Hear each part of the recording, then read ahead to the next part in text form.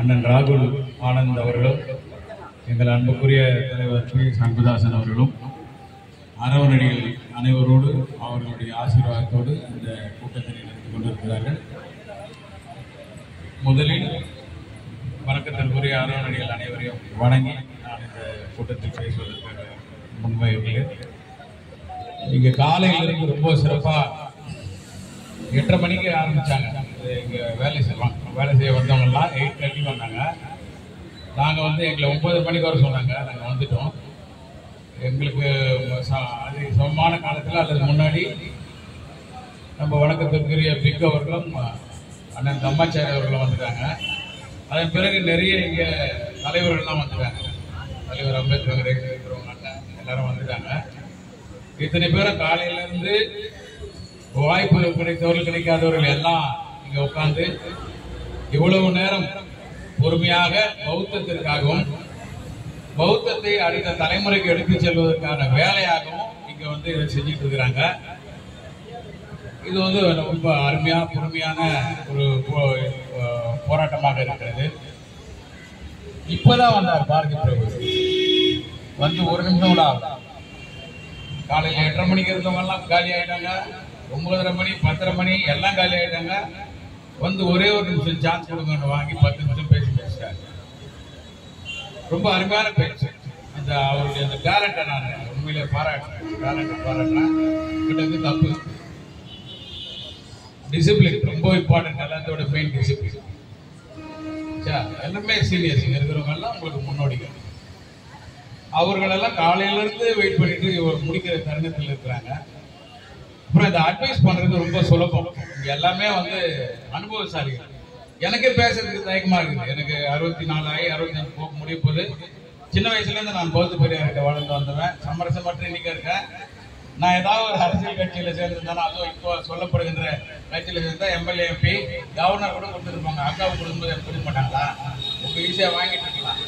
ஆனால் சமரசமற்ற இன்னைக்கு வரைக்கும் ஆனா ஒரு நிமிஷம் சமரசமற்ற இன்னைக்கு வரைக்கும் இங்க இருப்பவர்கள் அனைவரும் அனைவரும் பார்த்துக்கிறேன். நான் மட்டுமல்ல, இங்க இருக்கிற அனைவரையும் பார்த்துக்கிறேன். இங்க இருக்கிற அனைவரும் சமரசம் இல்லாத வாழ்ந்திருக்கிறார். அப்படிப்பட்ட ஒரு நல்ல தோழர்கள். உங்களை வணங்குறேன். இந்த நேரத்தில் நான் ஒரு பெரிய வெற்றி. இவர்களை பயன்படுத்தி மக்களுக்கு சொல்வதற்காக இங்க ஒரு பெரிய கவன ஆர்ப்பாட்டத்தை ஏற்பாடு செய்திருக்கிறாங்க. இங்க வந்து அனைத்து இயக்கங்களை சேர்ந்தவர்கள் அனைத்து சங்கங்களை சேர்ந்தவர்கள் இங்க வந்திருக்கிறாங்க. இந்த நேரத்தில் இந்த அனுபவசாலிகள் உட்கார்ற இடத்துல தயவு செய்து தம்பி உங்களை தான் சொல்றேன். அனுபவசாலிகள் உட்கார்ந்துருக்கிற இடத்துல தயவு செய்து இந்த அட்வைஸ் எல்லாம் பண்ணாங்க. சஜஷனா சொல்லுங்க. சஜஷனா அண்ணா இப்படி இருக்கலாம், எல்லாம் பெரியவங்களா இருக்கிறீங்க. ஏன்னா இது நிறைய பேர் பேசுறாங்க. வருபவரெல்லாம் குடும்பத்தோட வாங்க, வருபவரெல்லாம் குடும்பத்தோட வாங்க. நாங்கள் எல்லாம் குடும்பத்தோட வந்தவங்க தான். பௌத்த பெரியார் அம்மா ஜெகதீஸ்வரி அம்மா போராட்டத்துக்கு அனுப்பினவர் தான். என் மனைவி எல்லாம் வந்து நடுத்துறையில் உட்காந்து பெட்ரோலை ஊற்றி கொளுத்திக்கிறதுக்கு போராட்டம் நடத்தினவங்க தான். ஆனால் இது சொல்லுபவர்கள் இருக்காங்க, அவங்க வந்து குடும்பத்தோட வந்த மாதிரிலாம் எனக்கு தெரியல மேக்ஸிமம். அதனால என்னுடைய அன்பான ஒரு வேண்டுகோள். அதனால சஜஷனா சொல்லுங்க. அரவணடிகள் முன்பாக இதை பற்றி பேசுவதற்கு எனக்கு தயக்கமா இருக்கு. ஏன்னா பௌத்தம் முதல்ல நமக்கு போதிப்பது, நீங்கள் புத்தரை நேரடியாக பார்க்க முடியாது. அவருடைய அடையாளமாக பந்தேஜிலாம் இருக்காங்க. அப்ப நாம யாரை வச்சு பேசுறோம், யாரை வணங்கி பேசுறோம், அவர்களை வணங்கி தான் பேசுறோம். சமீபத்தில் ஒரு ஒரு விஷயத்தை நான் பார்த்தேன். அரவணடிகளுக்கு சமமாக ஒரு மனிதரை, ஒரு லேமேன் உட்கார வச்சுட்டு அதை ஒரு சங்கமாக அங்கீகரித்து சங்காதிபதிகள் அப்படிலாம் போட்டு பார்த்தாங்க. அதெல்லாம் வந்து ஏற்புடையதாக அல்ல. இப்ப நம்ம சொல்றோம் பௌத்த குடும்பங்கள் ஒருங்கிணைந்தோம், பௌத்த இயக்கங்கள் ஒருங்கிணைந்து தான் இருக்கிறோம். இதுல எந்த மாற்றமும் இல்லை. ஒரு பிரச்சனை என்கின்ற போது நம்ம வந்துடுறோம் எல்லாருமே. அன்னைக்கும் அப்படிதான் இருக்கிறீங்க, இன்னைக்கு அப்படிதான் நம்ம இருக்கிறோம். இதுல ஒரு டிராபேக் வந்து ஐஎஸ்டி மற்றவர்கள்லாம் நம்ம கேட்கிற இந்த விஷயங்களை நம்ம பேசும்போது சொல்றது என்னன்னா, பௌத்தர்களாகி உங்ககிட்ட வர நிறைய பேர் வந்து வேற ஒரு மார்க்கெட்ல, நான் சொல்ல வரல எந்த மார்க்கெட்ல, அது போன்ற மார்க்கங்கள்ல இருந்துகிட்டு இப்ப கூட வராங்க. இவர்களை நீங்க டிஸ்ட்ரிபியூட் பண்ணி காட்ட முடியுமா அப்படின்னு கேட்கறாங்க. நான் சொன்னேன், அண்ணன் ராகுல் ஆனந்த் ஒரு அருமையான வார்த்தை வச்சார். இந்த மடை மாற்ற வேலைனா வச்சுக்காதீங்கன்னு சொன்னீங்க. அது எனக்கு ரொம்ப பிடிச்சிருந்தது. இந்த நாட்டிற்கு சுதந்திரம் வேணும் போது முதல்ல கான்ஸ்டிடியூஷன் எழுதிட்டு வாங்க சொன்னாங்க. இல்ல போராட்டம் நடத்தினாங்க, பிரச்சனைகள் முடிஞ்சது, சுதந்திரம் கொடுத்தாங்க, கான்ஸ்டிடியூஷன் நம்ம அந்த மாதிரி பௌத்தத்திற்கான உரிமைகளை அரசாங்கம் டிக்ளேர் பண்ணுது. அது எப்படி பண்றது என்னன்றது எங்களுடைய தம்மாச்சாரியர்கள் இருக்கிறாங்க, அவர்கள் வணங்குகின்ற குருமார்கள் இருக்கிறாங்க, எல்லாம் சேர்ந்து முடிவுகள் நாங்கள் எடுக்கிறோம். இதுதான் அதை ஃபாலோ பண்ணணும் அரசாங்கம். இங்க எங்களை புத்தரே தெரியலையே, அந்த வார்த்தை எல்லாம் ரொம்ப அதிகபட்சமான வார்த்தை. ஏன்னா அதிகாரிகள் பேசியது எங்க காது கேட்டியது, அது ரொம்ப தவறு. புத்தரை உங்களுக்கு தெரியல, பரவாயில்ல, உங்களை ஆள்றாங்கல்ல ஆட்சியாளர்கள், திராவிட ஆட்சியாளர்களுக்கு தலைவராக இருக்கிற ஒரு அண்ணா. உங்க அண்ணாவை அடையாளப்படுத்தணும்னாலே உங்களுக்கு புத்தர் தேவைப்படுகிறார். காஞ்சியிலே ஒரு புத்தன் பிறந்தான், கொண்ட கடமையினால் தன் நெஞ்சில் நிறைந்தான். யாரை கொண்டு போறீங்க? அந்த புத்தரை தான் நீங்க அடையாளம் காட்ட முடியும். அப்போ அந்த அதிகாரிகளுக்கு ஏன் புத்தரை தெரியவில்லைங்கிற இது ரொம்ப மட்டமான புத்தி. தப்பி சொன்னதுல ஒரு கருத்து எனக்கு ஏற்படுது. உலக நாடுகள் அத்தனைக்கும் நீங்க போறீங்க, ராமர் நாட்டுல இருந்து வரேன், ஆனா கொஞ்சம் டிஸ்டர்ப் பண்ணாத, கிருஷ்ணர் நாட்டுல இருந்து வரேன் அப்படியா சொல்றீங்க, அங்கெல்லாம் போயிட்டு இல்ல, அவங்களை என்ன அடையாளப்படுத்துறான், புத்தா கண்ட்ரில இருந்து இவர் வராருன்னு சொல்றாங்க. இதை விட உங்களுக்கு என்ன பெருமை வேணும்? எனவே புத்தர் கண்ட்ரில ஒரு ஸ்டேட்ல இருக்கிறோம், ஏறத்தாழ 18 மாநிலங்கள்ல முழுமையாக அறிவிச்சிருக்கிறாங்க. 2 மாநிலங்கள்ல இப்ப லேட்டஸ்டா அறிவிச்சிருக்கிறாங்க, 20 மாநிலங்கள். அதுல நாம ஒருத்தர் என்ன தவறு இருக்குது, எல்லாத்துக்கும் முன்னோடி. என் ஃப்ரெண்டு ஒருத்தர் நான் பேசினேன், டெல்லியில இருந்து போன வாரம் பேசினாரு. அவர் சொல்லும்போது சொன்னாரு, இது மாதிரி உங்க ஸ்டேட் தான் எல்லாத்தையும் முன்னோடியா இருக்குது அப்படின்னு ஒருத்தர் பேசினார் கான்ஃபரன்ஸ் கால்ல. ஒரு ஐஏஎஸ் ஆபீசர் பேர் சொல்ல விரும்பல, அவர் உடனே தடுத்தார். எங்க 20 மாநிலங்கள் புத்தருக்கு பிறந்த தின வழியை அறிவித்த பின்பும் கூட திராவிடத்தை பேசுகின்ற இந்த மாநிலம் இன்னும் அறிவிக்கவில்லையே, இதை எதை வைத்து நீங்கள் முன்னோடி மாநிலம் என்று சொல்லுகிறீர்கள் என்ற வாதம் டெல்லியில் இருக்கின்ற அதிகாரிகள் கூட பேசிக் கொண்டிருக்கிறார்கள்.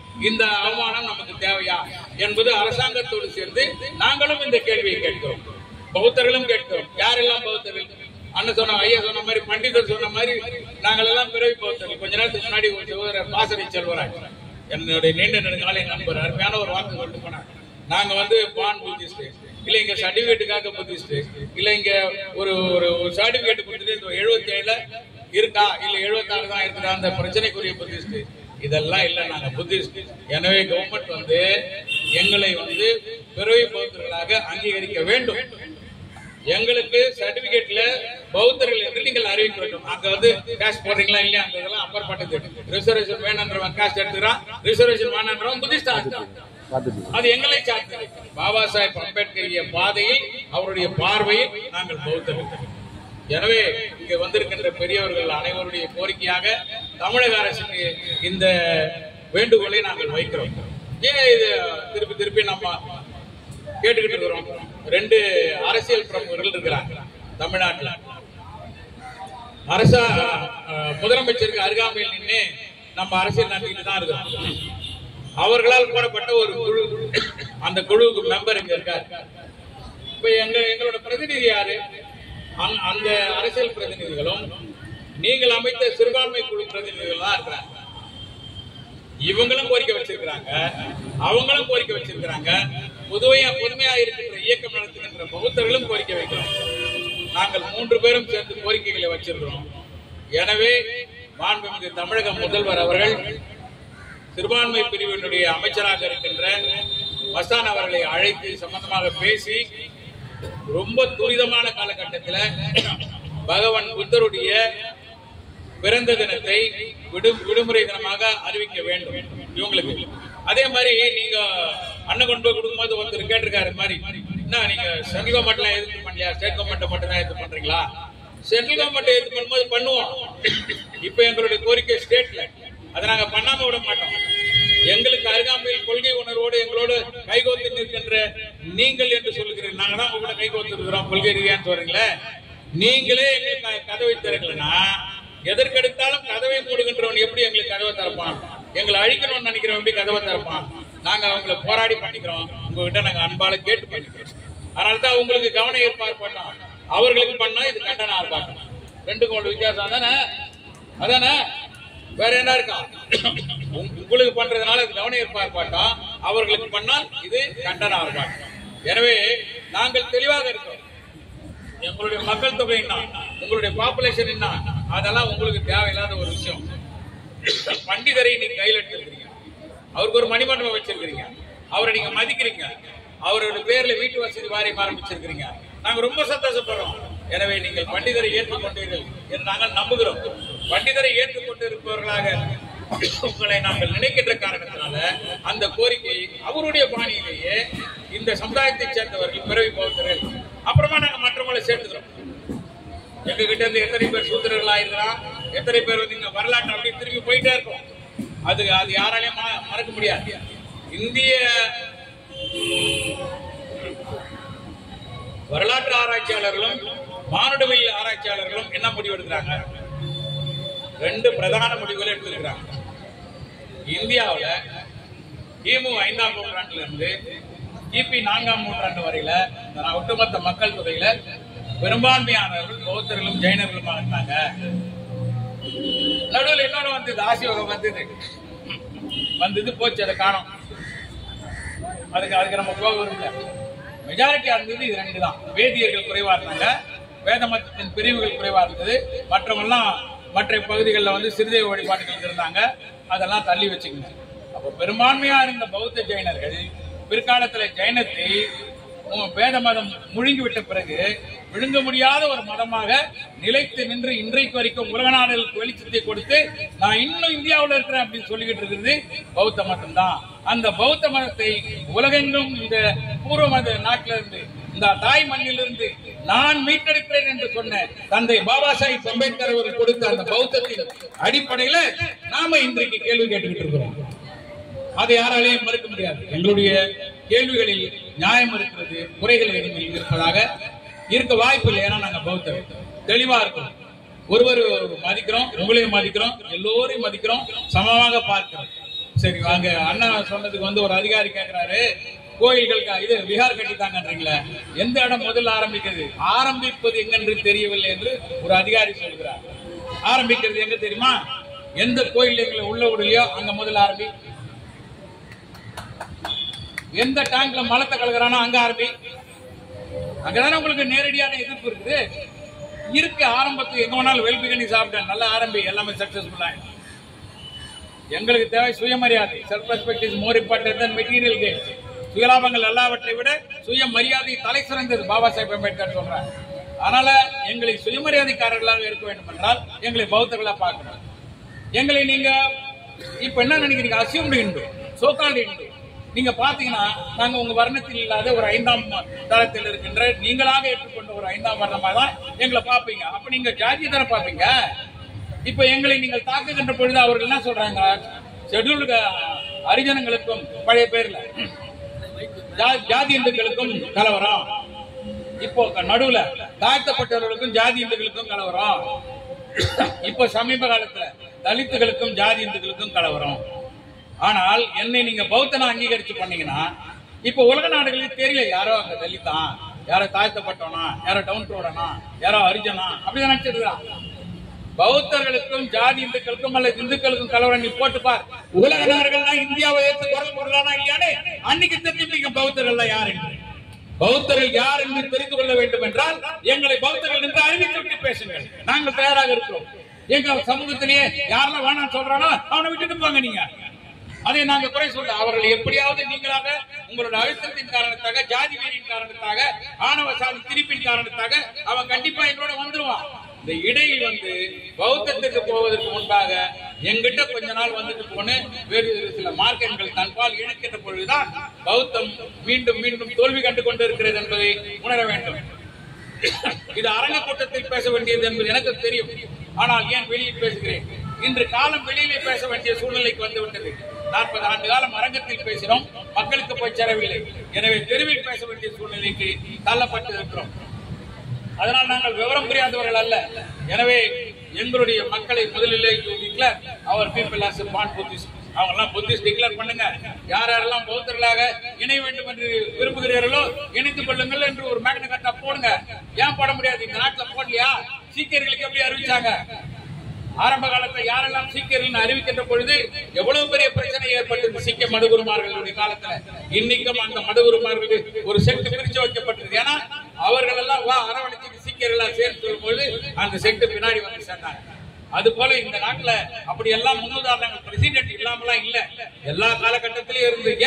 நீங்க இந்து ராஷ்டிரம் அமைக்கின்ற பொழுது யாரெல்லாம் இந்த வருடத்திற்கு வரப்போகிறீர்கள் என்று மராட்டியத்தில் சூத்திரர்களை சத்திரியராக்குகின்ற வேலை செய்கின்ற பொழுது சத்திரிய தர்மத்திற்கு இப்ப வரவனா வா, அது ஒரு செட் ஆஃப் சத்திரிய நான் வைக்கிறேன் டிக்ளேர் பண்ணீங்கல்ல மராட்டியர்களுடைய காலத்துல. இந்த நாட்டில் நடந்ததுனால அதெல்லாம் இங்க எடுத்து கர்நாடகால லிங்காயத்துகள் வீரலிங்காயத்துகள் தனிப்பட்ட முறையில் பெறுகின்ற பொழுது பசவா லிங்காயத்துகள் தனியாக, இந்த லிங்காயத்துகள் தனியாக, சைவர்கள் தனியாக, மற்றவர்கள் தனித்தனியாக, அகோரிகள் எல்லாம் தனியாக என்று முடிவெடுக்கின்ற பொழுது அந்த சைவர்களே பசவா சைவர்களை தனியாக ஆக்குகிறோம் என்று நீங்கள் டிக்ளரேஷன் கேட்கின்ற பொழுது நடந்ததா இல்லையா? இது 16வது நூற்றாண்டு. அது போல எங்களுடைய நாட்டில் எங்களுடைய சமூகத்திற்கு எங்களுக்கு தரவுகள் இருக்கு. தரவுகள் இல்லைன்னா நீங்க என்ன வேணாலும் கேட்கலாம். பண்டிதர் எழுதிய தரவுகள் இருக்குது, பாபா சாஹேப் எழுதிய வார்த்தைகள் இருக்குது. ஏன் இவர்கள் இந்த நிலைமைக்கு தள்ளப்பட்டார்கள்? பௌத்தம் எந்த இடத்திலே இது அடிப்படை காரணமாக இருந்திருக்கிறது. பௌத்தத்தை பிடிவாதமாக பிடித்துக் கொண்டிருந்த மக்களுக்கு ஏன் இந்த அடித்தளத்தில் இந்த நிலைமை வந்திருக்கிறது என்று எங்களுடைய தந்தை பாபா சாஹேப் அம்பேத்கர் தெளிவுபடுத்தி இருக்கிறார். தரவுகள் இருக்குது. வாசகம் சொல்றார், நீலகண்ட சாஸ்திரி அதே தான் சொல்றார். உங்களுக்கு குறிப்புகள் எழுதி தந்த ஐராவத மகாதேவனும் அப்படிதான் சொல்றாரு.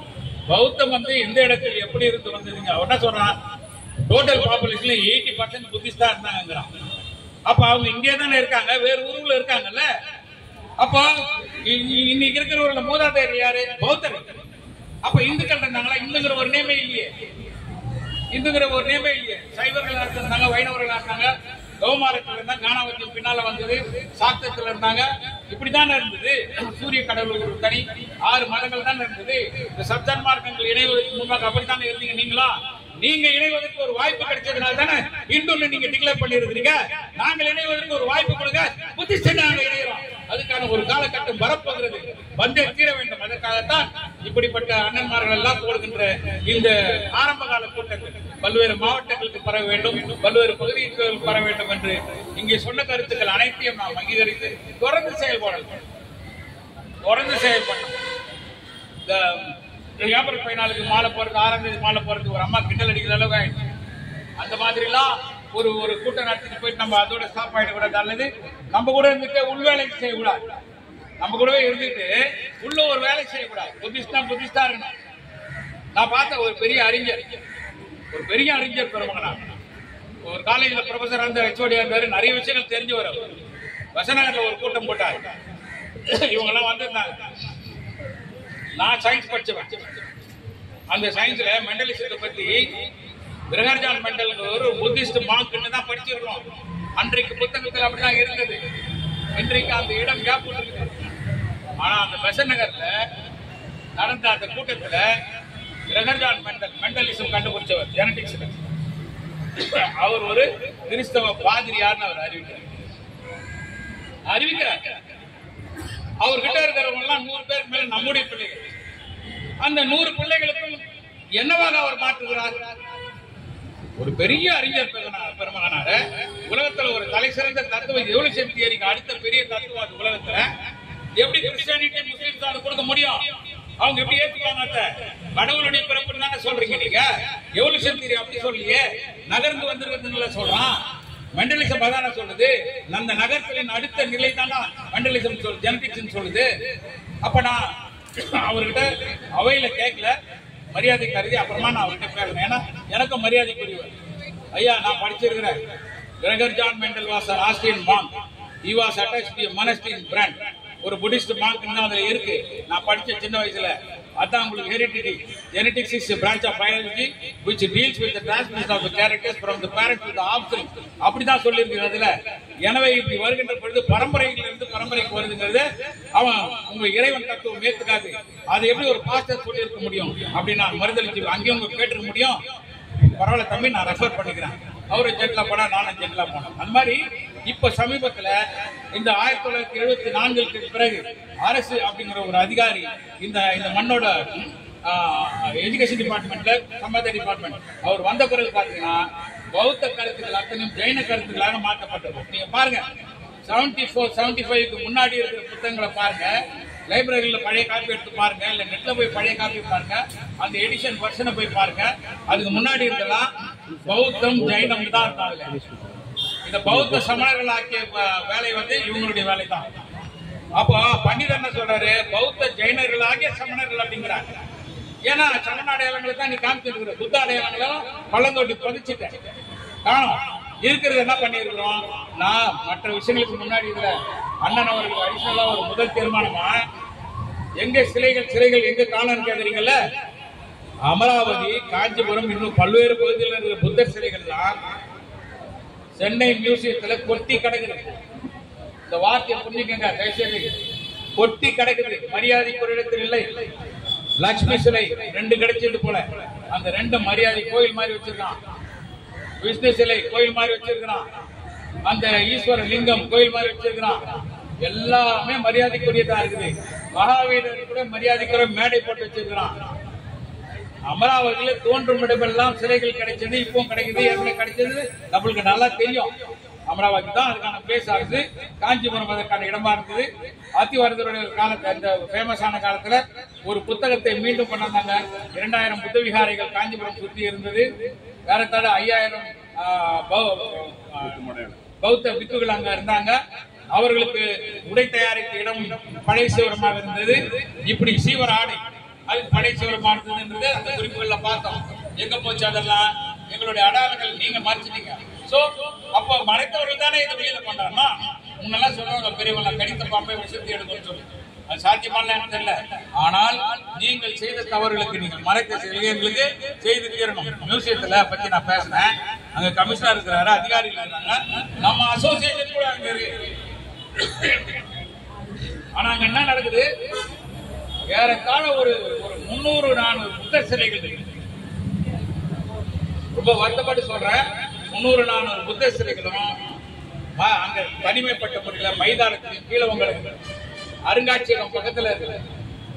அங்கேயே தொல்பொருள் ஆய்வுத்துறை பக்கத்துல இருக்கு. தொல்பொருள் ஆய்வுத்துறை கொண்டாந்து நடுவில் வைக்கிறான், மியூசியத்தில் உள்ள வைக்க மறுக்கிறான். இந்த உற்பத்தி அங்க நடந்துட்டு இருக்குது. இன்னைக்கும் நாங்க கொஞ்ச நாள் அசோசியேஷன் நடத்தின தவிர இந்த விஷயம் கையில் எடுத்தோம். ஏற்கனவே பண்ண மாதிரி அந்த இந்து ராஷ்டிரம் உள்ளுக்குள்ள வந்து அந்த அசோசியேஷனை உடச்சுட்டான். மணிமண்டபத்துல பௌத்தம் சம்பந்தமா சேர்ந்து எல்லாரும் ஒருங்கிணைஞ்சு நாங்க எல்லாரும் ஒருங்கிணைச்சு சங்கமம் நடத்துறோம். அதுக்குள்ள வந்து அதையும் உடச்சானுங்க. சரி, இன்டலெக்சுவல்ஸ் ஒன்னா சேர்க்கலாம்னு சொல்லிட்டு ப்ரொபோசல் ஒன்னா சேர்ந்து ஆலிஸ் பண்ணமா இல்லையா ஆலிஸ் ஒண்ணு நடத்தணும். அந்த ஆலிஸை உடச்சாங்க. தொழிலாளர்கள் ஒண்ணு சேர்க்கணும், எஸ்எஸ்சி பண்ணணும், அதையும் உடச்சாங்க. இது எல்லாத்தையும் எங்க சூழ்ச்சி, RSS, சிறுபான்மையில் இருக்கின்ற சில NGOக்கள் இவங்க எல்லாம் சேர்ந்து அங்கே சரவண இங்கே சரவண. ஏன்னாக்கா பியூர் அம்பேத்கரிசம் எங்க இருக்கிறதோ, பியூரா புத்திசம் எங்க இருக்கிறதோ, இந்த 2 வளரக்கூடாதுன்றதுல இவர்கள் அனைவரும் தெளிவா இருக்கிறாங்க. RSS தன்னுடைய ஆரக்கால்களை எங்கெல்லாம் ஹைட்ரா எங்கெல்லாம் பதிய வச்சிருக்கோ இன்றைக்கு நமக்குள்ளாக ஊடுருவி இருக்கிறார்கள். இதையெல்லாம் பார்க்கணும். பாபா சாஹிப் வந்து இத்தனையும் தாண்டி இன்றைக்கு வரைக்கும் நிலைத்து நிற்கிறார்னா அவர் கொண்ட அந்த தனிமை, அந்த கொள்கை, கோட்பாடு, அந்த வேட்கை, சமுதாயத்தை எந்த சூழ்நிலையில் விட்டுக் கொடுக்க கூடாது என்று அவர் நினைத்துக் கொண்டிருந்த அந்த தன்மை. இன்னைக்கு ஜெயிக்கிறோம். இப்ப நம்ம டெவலப் ஆகி ஜெயிச்சுட்டு தான் இருக்கிறோம். சிலர் நினைக்கலாம் இங்க இவ்வளவு பேர் தான் இருக்கிறோம். இல்ல, இவங்க எல்லாம் லீடர். இவங்க பின்னால ஒவ்வொருத்தர் பின்னால 1000 பேர் இருக்கிறாங்க. மினிமம் 1000 பேர் இருக்கிறாங்க. இங்க 150 பேர் இருக்கிறாங்கனாக்கா இங்க 15000 பேர் இருக்கிறாங்க. அதான் உண்மை. நீங்க தெரிஞ்சுக்கணும். அந்த 15000 பேர் பின்னால 10 பேர் இருக்கான். 1,50,000 பேரு இந்த இடத்துல இருக்கான். புத்திஸ்ட் இருக்காங்க, புத்திஸ்ட் இருக்காங்க. அது ரொம்ப முக்கியமான விஷயங்கள். நீங்க 1000 பேர் வந்து அடிமைகளை பார்க்கலாம். 1000 பேரை வந்து எங்களுடைய மூதாதையர்களை வணங்குறவன்றதை பார்க்கலாம். மூலதெய்வ வழிபாடு வணங்குறவன்றதை பார்க்கலாம். நேரத்துக்கு நடிக்கிறவனை பார்க்கலாம். இங்க இருக்கிற அத்தனை பேர்களும் மும்மணிகளை கண்ணில் எடுத்துக் கொண்டிருக்கின்ற முத்தாய்ப்பானவர்கள். இவர்களுக்கு இணையானவர்கள் தமிழ்நாட்டில் வேறு எங்கும் இல்லை. அப்படிப்பட்ட பௌத்தர்கள் இங்கு இணைந்திருக்கிறது. இது மிகப்பெரிய வெற்றி கூட்டத்தை தம்மசேனா கூட்டியிருக்கிறது என்பதை இந்த நேரத்தில் நான் தெரிவிக்கிறேன், பிரகடனப்படுத்துகிறேன்.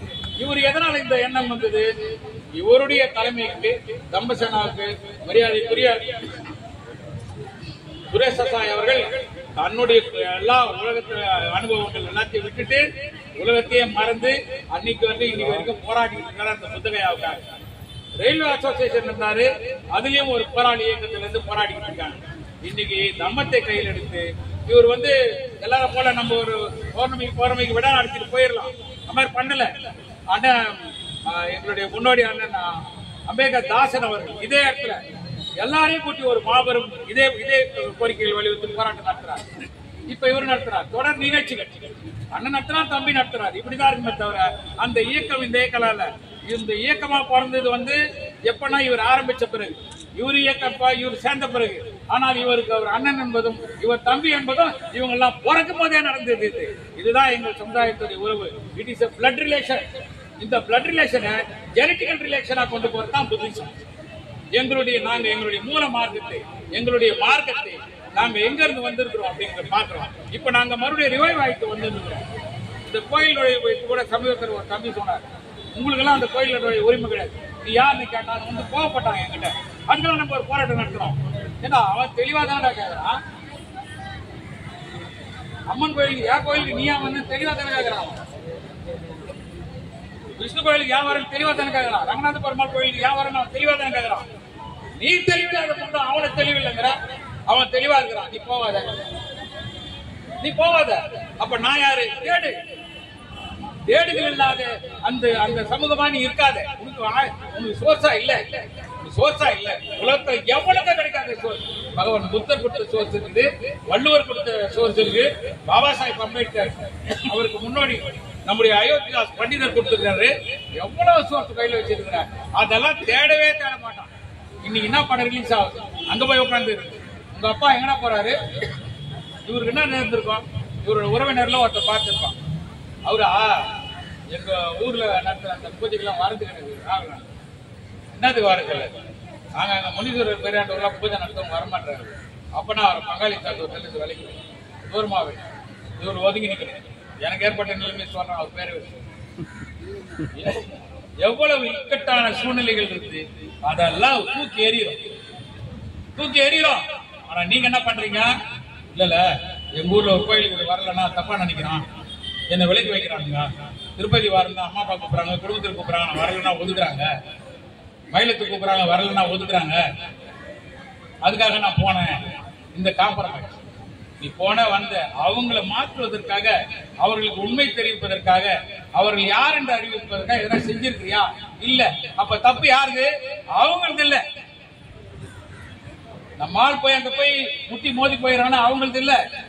அவேர்னஸ் கிரியேட் ஆன, அவேர்னஸோட இருக்கிற பாபா சாஹிப்பை தெரிந்து கொண்ட நாம செய்யல அப்படிங்கறது தான் வச்சுமே. இப்படி செய்யாதவங்க தான் எல்லாருக்கும் ஒரு செஞ்சு இருக்கிறோம். அதுக்காக தான் 30-40 வருஷத்துக்கு முன்னாடி நாங்கெல்லாம் ஒரு முடிவு எடுத்து தெருவில் போய் பௌத்தத்தை பிரச்சாரம் பண்ணோம்.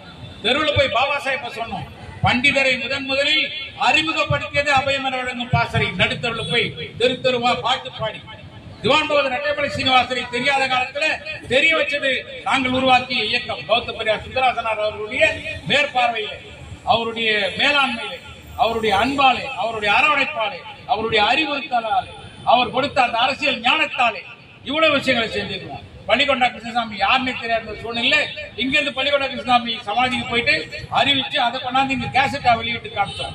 அப்படியெல்லாம் வந்து ஒவ்வொரு இயக்கங்கள் செய்த செயலை ஏன் மற்ற இயக்கங்கள் தொடர்ந்து செய்யவில்லை? போட்டி பொறாமை, அவன் வளர்ந்துதான் எவனா வளர்ந்து போ, செய்த செயல் என்ன? இன்றைக்கு மீண்டும் பாபா சாஹிப் என்ன பண்ணாரு? அவ்வளவு பெரிய மக்களை கூட்டினார். தனக்கு பிடித்த இடத்துக்கா போனாரு, தன் மக்களுக்கான இடத்துக்கு போனார். அவர் மனம் வைத்திருந்தால் கிட்டத்தட்ட ஒரு 100 எண்ணெய்கர அரபு நாடுகள் அவருக்கு கிடைச்சிருக்கும். அல்லது அவர் மனம் வைத்திருந்தால் ஏதாவது ஒரு டொமினியன் கண்ட்ரியில ஜனாதிபதி ஆகி போயிருப்பார் வெளிநாடுகள். அதெல்லாம் பண்ணலையே, தன் சொந்த மதத்தை மீட்டெடுத்தார்.